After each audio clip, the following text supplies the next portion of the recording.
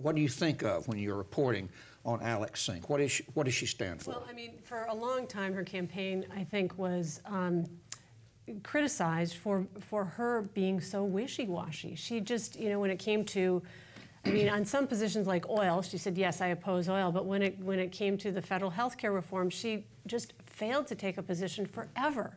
Finally, she said, well, I'm not a big, you know, I think it needs work, you know, that kind of thing. And during the legislative session, there'd be issues that come up, and she just would never take a stand.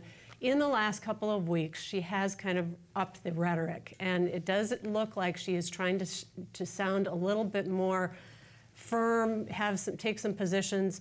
She sent a letter yesterday, for example, to the CEO of BP and said, I want you to show up before the cabinet meeting next Tuesday and tell us, what are you going to do to protect Florida? You know, we don't want to be ignored any longer.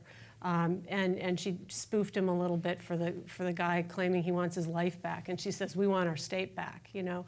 So she's increasing the rhetoric. She did something interesting this week in that she went to the Panhandle, and rather than do the aerial view of the oil spill, she went and took a look at, or met with all these business owners and said, BP and the federal government are not doing enough to help you make ends meet since you've lost so much because of this threat of oil.